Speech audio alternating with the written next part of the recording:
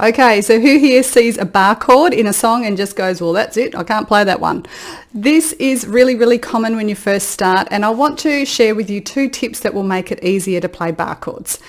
One is just realizing that there's 2 things that go on, okay? We need some strength in our hand, which isn't going to happen overnight, and 2, we need a good technique so that we can actually hold the chord properly.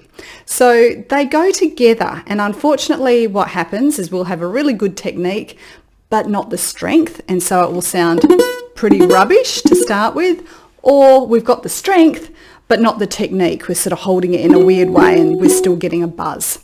So let me try to sort that out for you guys, just so that you can add a challenge to your practice every day or every other day for maybe a few weeks. And what you'll see is this improvement come with your bar chords.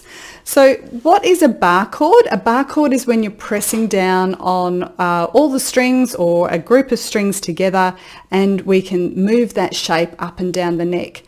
Really important on ukulele because it opens up a whole range of music which we can't play in these open positions, which is why a lot of ukulele music is in the key of C, right? C, F and G and A minor chords. If you're getting a bit bored with that and you want to play some more interesting things, which is what I teach, we need to be able to move up the neck, and it doesn't have to be hard, okay? This is no harder than playing down here. We just need a good technique. So we want this puppet shape. Really important to have straight fingers, right? We need this straight first finger. We don't want to be holding it like an orange or a tennis ball, which is what we do when we're playing our open chords, okay? So if we're playing, we want hooked around fingers. That's what we taught from day one, right?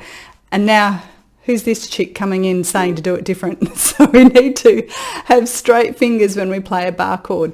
Our thumb is going to come down on the back of our instrument, and what you're going to find is we want to push forward with our hand so that the knuckles are actually in front of the fretboard. So as they come out, we want them in front. That's going to let us put our finger straight across the strings. What usually happens for people is they go, oh my God, I've got to bar down on all those strings. I will pull back like this and then that will help me, okay? It's just, that's what we think. We'll pull up, and what happens as we start to lift our shoulder, we get a neck cramp, okay? The elbow comes up really high, and you're going to see that my finger's curving. I just can't stop it because I'm actually bending my finger around the fret, around the neck of it. So once you've got this bent finger, you've got a curve. We need to have a straight finger, so we're going to push that knuckle forward and use the thumb behind. Our body doesn't want to do that. It's pretty clever. It's going, well, if I do that, I'm going to cramp up here in my thumb muscle. And that's normal. So if you're playing and you're getting a little bit of cramping or you're fatiguing, that's okay. In fact, it's really good because it means you're doing it right. So we want to keep the hand pushed forward.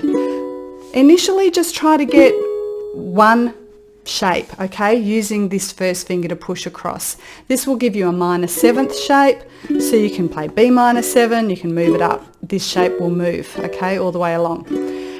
You can, if you are starting out like this, piggyback, so put your second finger down and just give it a helping hand.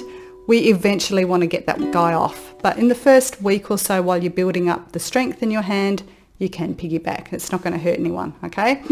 Why we don't want to do that all the time is because we actually need these fingers to play shapes out here, okay? So we do need them. So have a go pressing down, pushing that finger forward. My thumb is sitting on the back of the instrument here. It's not all the way down the bottom, okay? It needs to be in the middle. That's going to give me a little bit of perch on there. And then what we could try to do is put your little finger down maybe 2 frets out. This is going to give you a major chord shape. So here it's D. If I move it up to my 4th fret, it's E, 5th fret F, 7th fret G. So I'm just going up in alphabetical order and I'm jumping the sharps. Okay, so D, E, F and G. This shape, super useful, okay? If you want to play an F chord instead of down here, you can. If you want to play a G chord up here instead of down here, you can, all right? It just gives you a bit of variation, which is important on this guy because the range is so small. So remember to push your hand forward.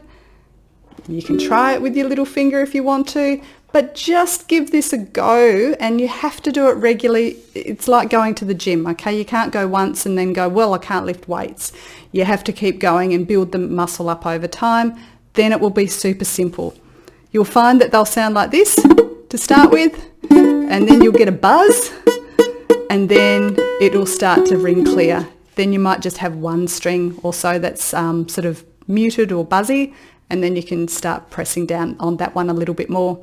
So I hope that was helpful, and it's just given you a few tips to get into your bar chords. Join us in the group Ukulele Jam with Alison Glew. I share more tips in there, and if you're interested in learning some songs and things with me, I've got Ukulele Club and Ukulele Evolution, Intro to Ukulele courses and things all online that you're welcome to join. Okay, I'll look forward to seeing you soon. Bye.